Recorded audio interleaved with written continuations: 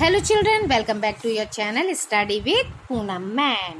तो बेटा जी क्लास 6 में ज्योग्राफी का चैप्टर 6 major land forms of the earth, इसका पार्ट 2 ये वीडियो है।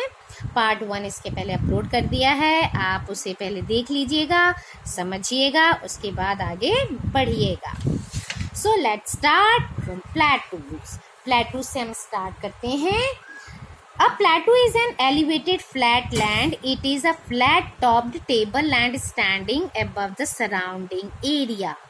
प्लेटू जो होता है बेटा वो एक फ्लैट और एलिवेटेड, ये देखो ऊपर से टेबल टॉप की तरह, मतलब फ्लैट होता है, टॉप उसका टेबल की तरह और फिर एलिवेटेड होता है।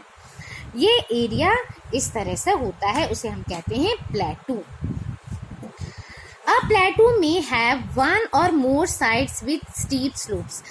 प्लेटू की एक या उससे ज़्यादा साइड्स हो सकती हैं स्लोप ली हुई, ठीक है, ऊपर से स्लोप की तरह होती हैं, थोड़े से किनारे कई हो सकते हैं, ढाल होती है, ठीक है। स्लोप मीन्स खड़ी हुई, जैसे स्टीप मीन्स खड़ी हुई ढाल जो होती है उस तरह से होती है। The height of plateaus often varies from few hundred meters to several thousand meters. जो हाइट होती है किसी भी प्लेटू की वो एक से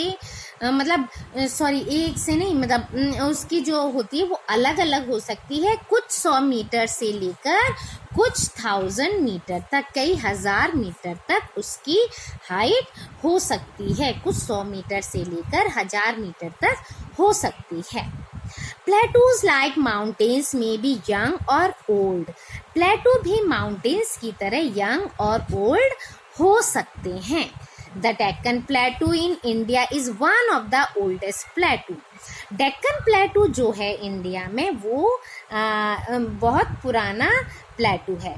The East African Plateau in Kenya, Tanzania and Uganda and the Western Plateau of Australia are other examples. और ऐसे ही ओल्ड प्लेटूज के और भी एग्जाम्पल्स हैं। डेक्कन प्लेटू तो हमारे इंडिया का हो गया, ईस्ट अफ्रीका में केन्या, तंजानिया, युगांडा, ठीक है,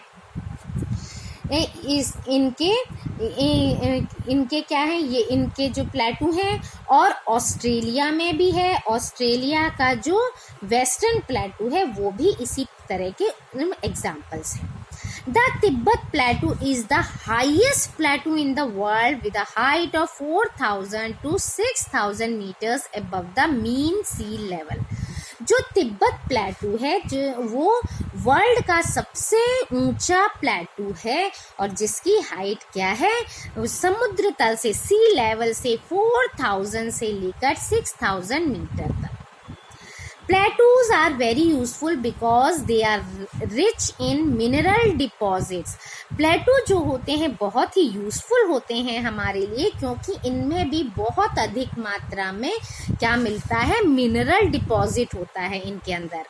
As a result, many of the mining areas in the world are located in the plateau areas.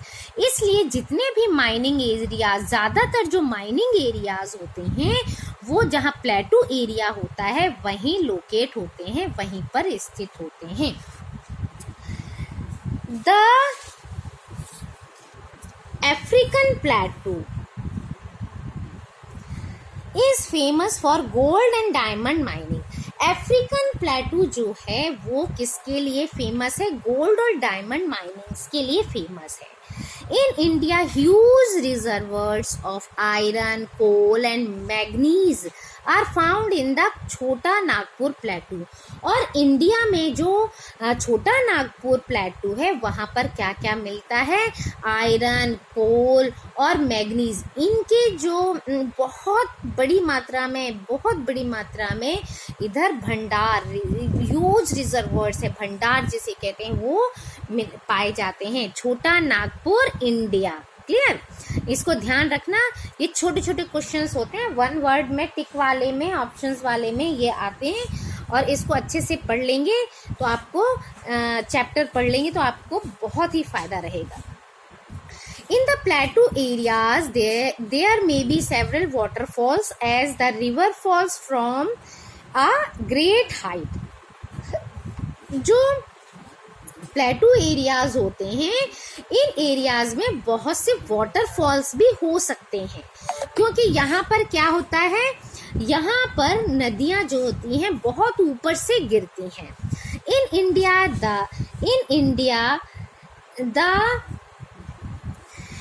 India, the Hundru falls in the Chota Nagpur plateau on the river Subarnrekha and the Jog falls in Karnataka are examples of such waterfalls. अच्छा, India में छोटा Nagpur place जो है, जहाँ पर हमने ये बताया था, अभी ऊपर पढ़ा था, मैग्नी स्कूल वगैरह के भंडार हैं, वहीं जो छोटा नागपुर है वहाँ पर कौन सा वाटरफॉल है, हुंड्रू वाटरफॉल है, ठीक है। वो किस नदी के किनारे है, किस नदी पर है, सुबर्ण रेखा, और कर्नाटक में जोग फॉल्स। ऐसे ही कुछ एग्जाम्पल्स हैं। The lava plateau are rich in black soil that are fertile and good for cultivation. अच्छा, जो लावा होते हैं, लावा प्लेटू में क्या होता है, ब्लैक सॉइल पाई जाती है। ब्लैक सॉइल बहुत रिच यानी बहुत बड़ी मात्रा में पाई जाती है, और ये किस लिए होती है, ये बहुत ही फर्टाइल होती है और बहुत अच्छी होती है, कल्टीवेशन यानी खेती वगैरह के लिए बहुत अच्छी होती है। Many plateaus have scenic spot and are of great attraction of tourists. अच्छा, और प्लेटूज जो होते हैं उधर बहुत ही सीनिक प्लेस होते हैं, सीनिक स्पॉट होते हैं, बहुत ही अच्छे देखने लायक जगह होती हैं, इसलिए जो टूरिस्ट होते हैं उनको भी ये प्लेसेस अट्रैक्ट करते हैं। अब आता है हमारा plains. Plains are large stretches of the flat land. जैसे हम रहते हैं जिस एरिया में, उसको हम कहते हैं फ्लैट यानी मैदान यानी प्लेन। जो प्लेन होते हैं वो बहुत बड़े भाग में होते हैं और स्ट्रेच और फ्लैट होते हैं। They are generally not more than 200 meters above mean sea level. ये सी लेवल से 200 मीटर से अधिक ऊंचे नहीं होते हैं। Some plains are extremely level, और कुछ तो बिल्कुल मतलब प्लेन होते हैं, समतल होते हैं, लेवल पे होते हैं। Other may be slightly rolling and undulating. कुछ जैसे तरंगित हो सकते हैं, तरंगित मतलब थोड़े से अच्छे रोलिंग टाइप हो सकते हैं, ठीक है, उर्मिल, तरंगित, इस तरह से हो सकते हैं। Most of the plains are formed by rivers. कुछ जो ज़्यादा होते हैं, मोस्ट बोला है, अधिकांश जो होते हैं वो मैदान जो एरिया होते हैं, वो प्लेन जो होते हैं वो रिवर की हेल्प से बनते हैं। दे आर ट्रिब्यूटरीज, रिवर और उनकी जो ट्रिब्यूटरीज नदियाँ होती हैं, सहायक नदियाँ होती हैं, उनसे बनते हैं। मतलब कहीं से नदी बहकर आ रही है, वहाँ की मिट्टी, वहाँ की रेत, बालू लाकर दूसरी जगह पर इकट्ठा कर देती हैं, वहाँ प्लेन बनता जाता है। The reverse flow down the slopes of mountains and Erode them. जो रिवर्स होती हैं वो पर्वतों से क्या करती हैं, वो नीचे गिरती हैं, है ना, ऊपर से नीचे की ओर बहती हैं और उन्हें काटती जाती हैं, इरोड करती जाती हैं, घिसती जाती हैं। And they carry forward the eroded material, और वहाँ से इरोडेड मटेरियल फॉरवर्ड करके आगे की ओर ले जाती हैं। Then they deposit their load consisting of stone, sand and silt along their courses and in their valleys. जब वो अपने साथ आगे ले जाती हैं तो जो पत्थर होते हैं, उनके जो भी पदार्थ जैसे पत्थर है, बालू है, सिल्ट है, ये सारी चीज़ें जो वहाँ से होकर आती हैं, उसमें क्या करते हैं, वो वैलीज़ में उधर आकर वो अपनी वैलीज से जो लेकर आती हैं वहाँ आकर इकट्ठा कर देती हैं किसी दूसरी जगह। And it is from there deposit that plain are formed, और इससे उनके इस डिपोजिशन से वहाँ पर प्लेन बन जाता है दूसरी जगह पर। Generally plains are very fertile. Generally जो प्लेन्स होते हैं वो बहुत फर्टाइल होते हैं, क्योंकि पहाड़ी एरियाज़ में तो ऐसा नहीं हो सकता, बहुत घुमावदार, कटाव, सीढ़ी नुमा खेत होते हैं, लेकिन प्लेन में हम बहुत दूर दूर तक अपनी खेती कर सकते हैं, फर्टाइल होते हैं। Construction of transport network is easy. वहाँ पर ट्रांसपोर्टेशन का कंस्ट्रक्शन भी बहुत इजीली कर सकते हैं। Thus these plains are very thickly populated region of the world. इसलिए दुनिया में जो प्लेन एरिया होता है वहाँ पर पॉपुलेशन जो होती है वो थिक होती है, बहुत ज़्यादा होती है. Some of the largest plains made by the river are found in Asia and North America.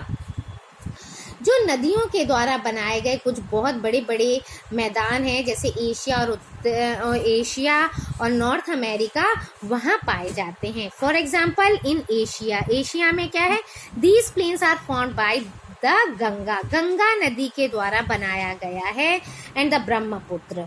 In India में गंगा और ब्रह्मपुत्र के द्वारा ये एरिया, बहुत बड़ा एरिया बनाया गया है. वहाँ से पहाड़ों से लाके अपनी जो भी डिपॉजिट्स हैं वो यहाँ करती हैं और प्लेन बन जाता है. एंड द यांगसे इन चाइना, और चाइना को यांगसे रिवर जो है उसके हेल्प से ये बहुत बड़े एग्जाम्पल्स हैं, जो नदियाँ पहाड़ों से गिर के आती हैं और अपने साथ स्टोन, सिल्ट और ये सब रेत सब लेकर आती हैं और ज़मीन बना देती हैं. Plains are the most useful areas for human habitation. Plains जो होते हैं ह्यूमन हैबिटेशन के लिए बहुत ही हेल्पफुल होते हैं, उपयोगी होते हैं, यूजफुल होते हैं. There is great concentration of people as more flat land is available for building houses as well as for cultivation. यहाँ जो पॉपुलेशन होती है, यहाँ की जो पीपल होते हैं वो बहुत अधिक होते हैं, और इसलिए इधर क्या है, कंस्ट्रक्शन जो होता है घरों को बनाने का, खेती करने के लिए यहाँ पर जो प्लेन एरिया होता है वो बहुत बड़ी मात्रा में होता है. Because of fertile soil the land is highly productive for cultivation. और यहाँ उपजाऊ मिट्टी के कारण ये भाग क्या है, खेती के लिए भी बहुत ही उपयुक्त होता है. In India to the Indo-Gangetic plains are the most densely populated region of the country. Bharat में भी जो गंगा के मैदान यानी इंडो गैंगटिक प्लेन्स है वो देश का सबसे अधिक जनसंख्या वाला एरिया है. Now next topic is landforms and the people. ठीक है, landforms और people. Humans have been living on different kinds of landforms in different ways. Human beings जो होते हैं वो क्या करते हैं, जो landforms हैं उनके विभिन्न रूप में विभिन्न प्रकार से अलग अलग तरीके से जीवन यापन करते हैं. अलग अलग एरिया में, अलग अलग लैंडफॉर्म्स में अलग अलग तरह से जीवन यापन करते हैं. Life is difficult in mountain area. जैसे माउंटेन एरिया में लाइफ क्या होती है, बहुत डिफ़िकल्ट होती है.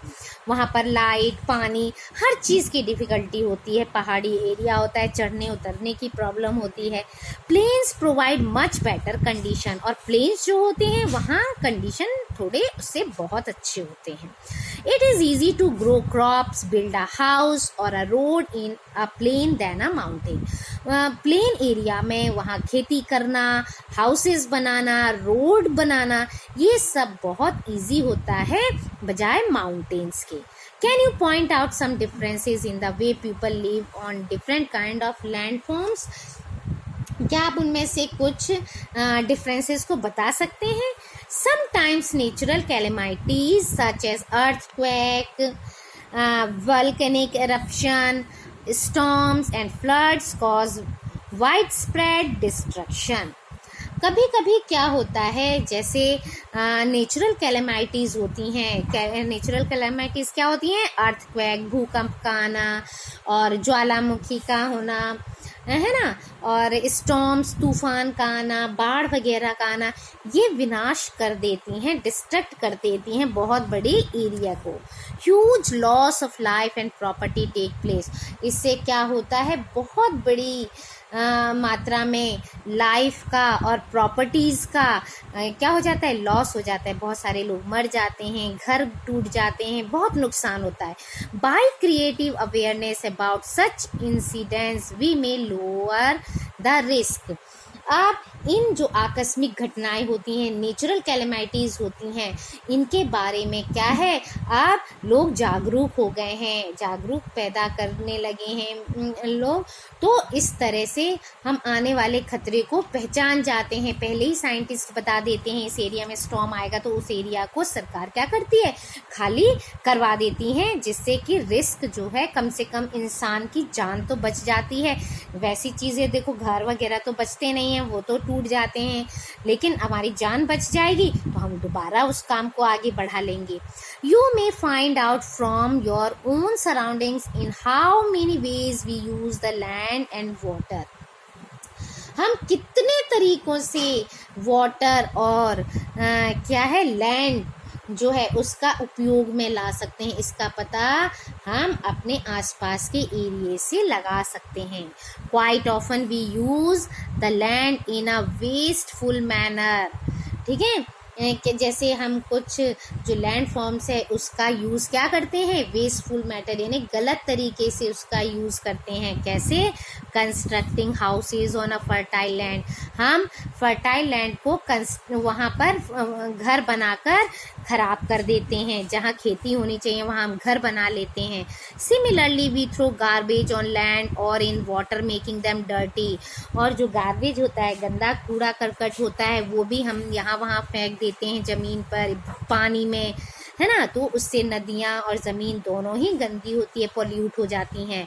We should avoid using such important gifts of nature in a careless manner. हमको ये जो हमें नेचर ने इतना सुंदर गिफ्ट दिया हुआ है, इतना इम्पॉर्टेंट गिफ्ट दिया हुआ है, उसे हम अपने केयरलेस मैनर से क्या कर देते हैं, खराब कर देते हैं। तो इसे अवॉइड करना सीखिए। The available land is not only for our use, it is our duty to leave the earth a better place for future generation as well. ये हमारी अपनी जो हमारे पास भूमि है उसका यूज़ अपने लिए ही नहीं, हमारे लिए ही नहीं है, हमारे आने वाली हमारी आने वाली जनरेशन के लिए भी है। और ये हमारी ड्यूटी बनती है, ये हमारा कर्तव्य बनता है कि हम अपने आने वाली जनरेशन को भी बेटर प्लेस दें रहने के लिए, गंदगी ना फैलाएं। सो इस वीडियो में इतना ही। Thank you. Like, share and subscribe my channel.